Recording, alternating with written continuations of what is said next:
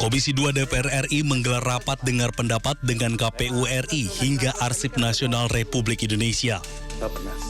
RDP ini membahas pengarsipan ijazah calon presiden.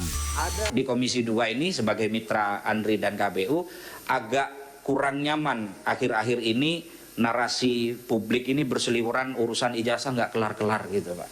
Yang ini bilang palsu, yang ini bilang asli, yang ini bilang dimusnahkan, tiba-tiba bilang nggak dimusnahkan. Sebetulnya seperti apa sih? Nah, kita ingin nanya, kebetulan Komisi 2 bermitra dengan Andri dan KPU, tolong ini kan live Pak, disampaikan kepada publik duduk persoalan pengarsipan ijazah ini seperti apa.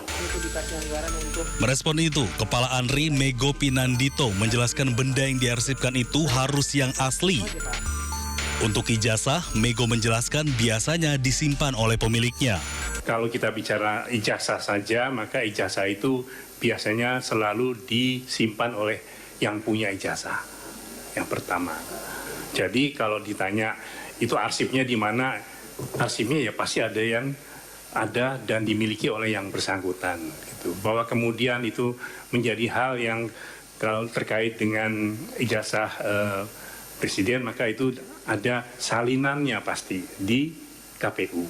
Gitu.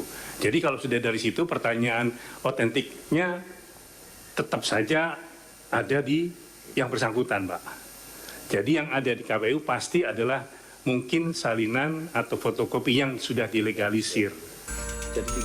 Ketua KPU Muhammad Afifuddin menjelaskan pihaknya mengatur dokumen persyaratan pendaftaran capres ataupun cawapres. Namun terkait polemik keaslian ijazah, KPU menyebut sudah diberikan kepada pihak yang meminta. Para pihak yang minta itu juga sudah dikasih, termasuk di Jakarta, di pusat juga dikasih.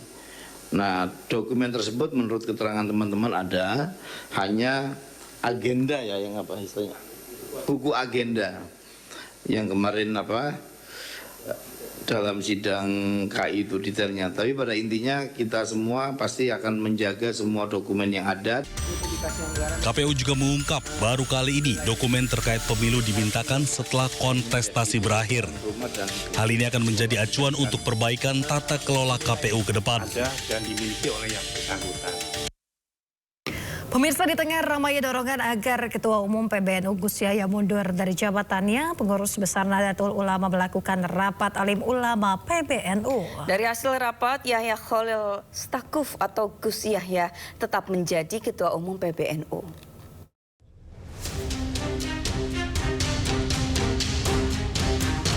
Di tengah ramainya dorongan agar Ketua Umum PBNU Gus Yahya mundur dari jabatannya, Pengurus Besar Nahdlatul Ulama melakukan rapat alim ulama PBNU yang digelar di kantor PBNU Jakarta Minggu malam.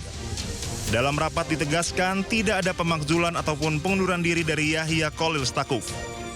Rapat yang dihadiri petinggi NU baik secara langsung maupun daring mendapatkan satu keputusan. Yahya Khalil Stakuf atau Gus Yahya tetap menjadi Ketua Umum PBNU. Rapat ini dihadiri 37 dari 53 orang pengurus harian Syuriah. Sementara pergantian Ketua Nahdlatul Ulama hanya bisa dilakukan lewat Muktamar NU. Sepakat kepengurusan PBNU harus selesai sampai 1 periode. Yang utamanya kurang lebih 1 tahun lagi. Semuanya, tidak ada pemakzulan, tidak ada pengunduran diri. Semua sepakat begitu, semua. Gembleng 100% itu. Yang kedua. Yang ketiga, kita ingin semuanya melakukan tafakur demi kebaikan bersama, kebaikan masyarakat, kebaikan warga NU dan Indonesia. Bersama-sama bertafakur, bermujahadah, selalu memohon pertolongan demi kebaikan semuanya di antara kita semua. Sementara itu Gus Yahya menekankan informasi yang beredar adalah fitnah. Unsur politis apa, dengan analisis seperti apa, ini semuanya nggak jelas. Dalam setiap dinamika yang melibatkan pro kontra seperti ini, orang selalu menyebut-nyebut unsur politis. Tapi ini politiknya siapa, untuk siapa, hari ini kita belum bisa melihat apa-apa. Yang ada sebetulnya adalah terutama perbedaan pendapat, perbedaan persepsi, dan informasi-informasi yang belum diklarifikasi dengan tuntas. Informasi yang belum diklarifikasi dengan tuntas itu jadinya fitnah, maka harus diklarifikasi sampai tuntas supaya tidak ada lagi fitnah. Karena fitnah itu itu perbuatan tidak adil yang dampak terhadap korbannya itu akan terlalu berat. Sebelumnya beredar hasil risalah rapat harian Suriah PBNU. Isinya meminta agar Ketua Umum PBNU Yahya Khalil Stakuf mengundurkan diri dari kursi Ketua Umum. Dari Jakarta, tim liputan iNews melaporkan. Pemirsa, Presiden Prabowo Subianto memanggil Kepala Badan Riset dan Inovasi Nasional Arif Satria dan Wakil Kepala BRIN Amarula Oktavia ke Istana Negara Jakarta. Menyelesaikan berbagai persoalan daerah. Ya pemirsa, dalam pertemuan tersebut Kepala BRIN menyampaikan laporan sekaligus menerima arahan langsung Presiden Prabowo terkait masa depan riset dan inovasi nasional.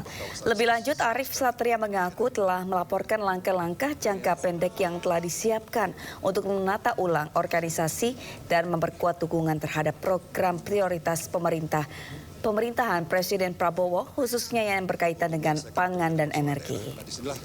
BRIN akan berkolaborasi dengan tentu kami berusaha untuk mendapatkan arahan dari beliau terkait dengan arah pengembangan BRIN ke depan. Karena BRIN yang fokus pada penguatan riset dan inovasi ini bisa mensupport berbagai program-program strategis dari Pak Presiden.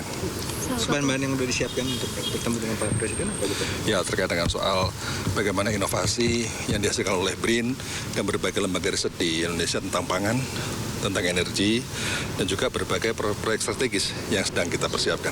Di antaranya apa aja mungkin Prof bisa disampaikan yang jadi prioritas terkait program-program strategis yang akan didorong oleh BRIN?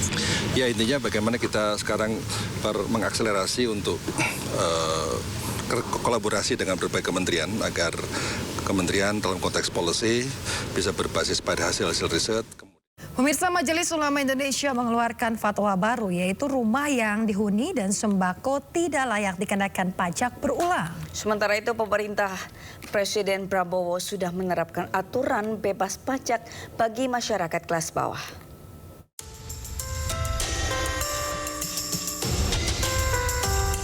Masalah sulitnya memiliki rumah terus menjadi sorotan pemerintah. Majelis Ulama Indonesia pun buka suara. Sejumlah fatwa disusun untuk memastikan terwujudnya pajak berkeadilan di Indonesia. Fatwa ini dibahas dalam Munas ke-11 Majelis Ulama Indonesia. Salah satu fatwa yang diputuskan adalah bumi dan bangunan yang dihuni tak layak kena pajak berulang.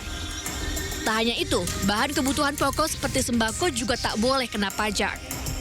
Barang konsumtif yang merupakan kebutuhan primer, khususnya sembako, itu juga tidak boleh dibebani pajak.